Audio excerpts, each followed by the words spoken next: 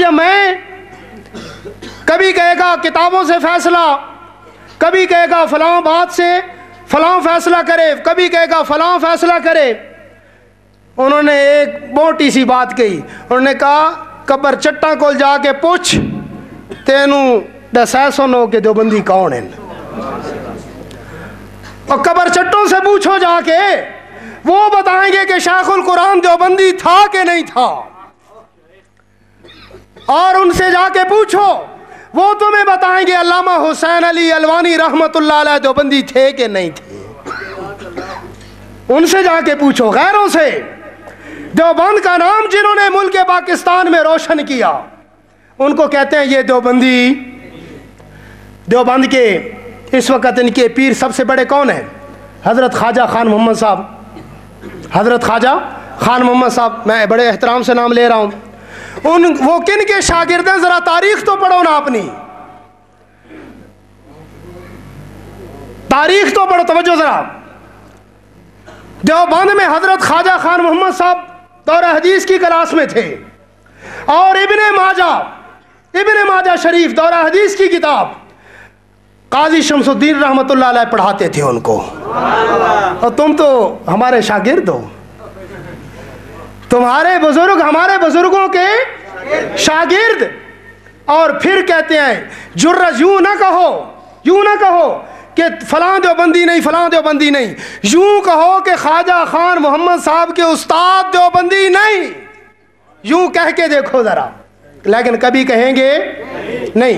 कहते हैं देवबंद से फैसला कराओ, राही ने कहते देवबंद से फैसला कराओ। तकरीर में कह गया ना मौलवी साहब, तकरीर में कह गया कि देवबंद वालों की किताबों से देखेंगे कि वो किसकी तायीद करते हैं, वो किसकी तायीद करते हैं। अगर तुम्हारी तायीद की तो तुम सच्चे। ये मेयार तो खुद वो बना गया ना, बना गया मेयार के नहीं। ये किताब है बराहीन कातिया, खलील अहमद सहारनपुरी, बहुत बड़ा नाम देवबंद का। जरा इनकार करके देखें कि ये देवबंदी नहीं, कर सकते हैं उसका इनकार? बराहीन कातिया जो पुराना छापा है उसके मुताबिक सफ़ा 216, उसमें उन्होंने लफ्ज लिखा ये अकीदा इत्तिफाकी है। ये बताओ उलमाए देवबंद ये झूठ बोल रहे हैं अलियाज़ु बिल्लाह? वो क्या फरमा रहे हैं? ये अकीदा इत्तिफाकी है कि निदाओ खिताब अगर फ़ख्र आलम सल्लल्लाहु अलैहि वसल्लम को इस अकीदा से करे कि आप बिला वास्ता इस्तिक़लालन सुनते हैं, शिर्क है। खा तज़मीन सलात हो खा बगैर इसके। ये उलमाए देवबंद फैसला उसने खुद किया ना कि उलमाए देवबंद की किताबें देखेंगे। लाओ जी फतावा दारुल देवबंद दिखाओ जरा, पता फैसला करते हैं ना। आज फैसला करना है।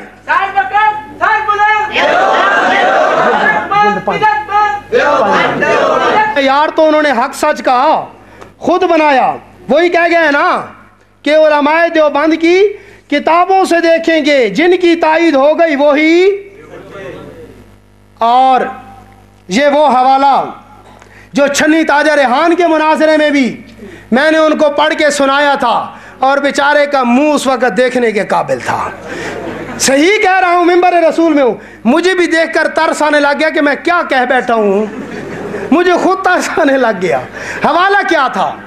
बात ये हुई थी कि मौलाना अब्दुल करीम बंदियालवी साहब, उन्होंने कहा घुमर साहब मेरी बात सुनो। तो जब उसने बात नहीं सुनी तो मौलाना अब्दुल करीम साहब ने ये कहा कि तुम अब नहीं सुनते, मरने के बाद क्या सुनोगे? तो बेचारे के मुंह से लफ्ज निकले, कहता है हम यहाँ भी सुनते हैं वहाँ भी सुनते हैं। मैंने कहा देखो फैसला हो गया। ये अपने आप के दिमाग की इसने तर्जमानी कर दी। कहता वहाँ सुनेंगे, कहता तो कोई बात थी ना, कहता वहाँ भी सुनते हैं। यानी इसके दिमाग में ये अभी से आ चुका है कि जब तक मरेंगे नहीं मुनाजरे से जान नहीं छूटेगी, और अपने आप को कब्र में तसव्वुर कर रहा है कि वहाँ भी सुनते। और हवाला क्या था? ये फतावा दारुल उलूम देवबंद, नोट करो, अपने कुतुब खानों में जाके देखो। अगर ये हवाला ना हो मैं मुजरिम, और अगर हवाला हो तो उनको अपनी शिकस्त का कम अज़ कम ऐलान, वो तो करेंगे नहीं, लेकिन तुम्हें तो बात समझ आ जाएगी कि नहीं।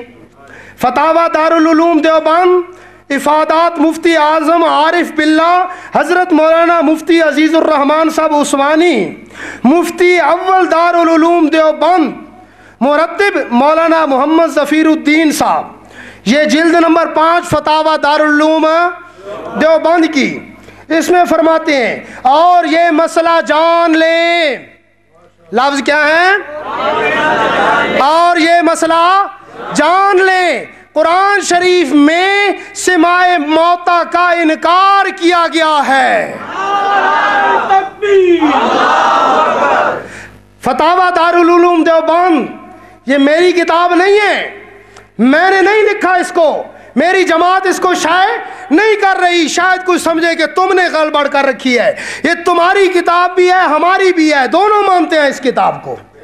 मानते हैं कि नहीं मानते? तुम्हारा कोई मुफ्ती, उसका कुतुब खाना पूरा नहीं होता जब तक दारुल उलूम देवबंद ना रखे हैं, तो बेचारे उनके सारे उर्दू वाले मुफ्ती ना।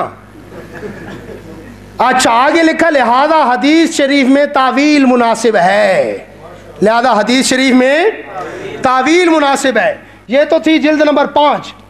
आगे ये जिल्द नंबर 3 है, वही फतावा दारुल उलूम देवबंद, जिल्द नंबर 3 में लिखा सिमाए मौता में बेशक हजरत आयशा सिद्दीका रज़ी अल्लाह ताला अन्हा ने इनकार किया है।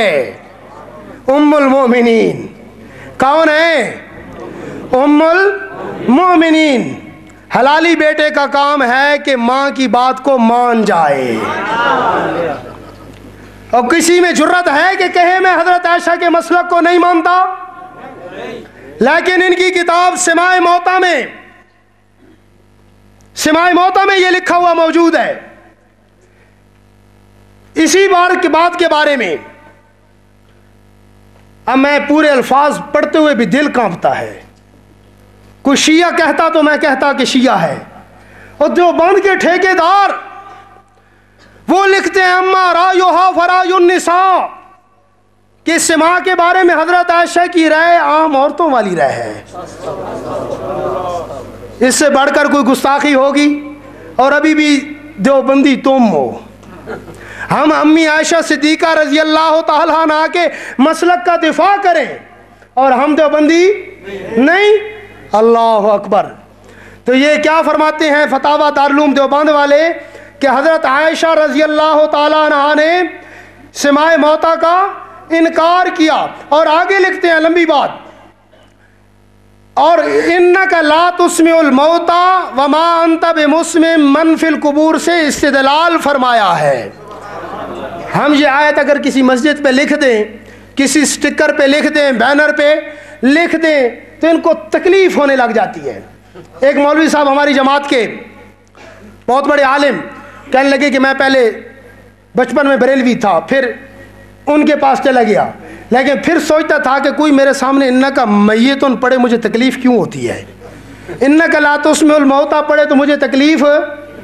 कहते मैं सोचने बैठ गया, किताबों का मुताला किया तो नतीजा इस बात पे पहुंचा कि कुरान ठीक है, मैं खुद गलत था।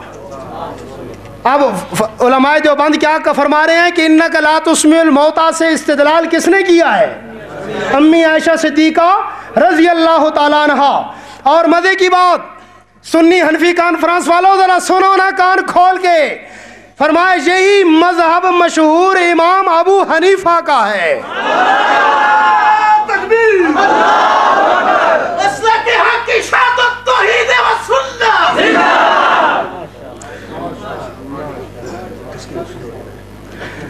इमाम अबू हनीफा का मसलक यही अदम सिमा, और ये काम करने के बावजूद, इसका इनकार करने के बावजूद फिर वो कहें कि हम देवबंदी हैं। हम क्या हैं?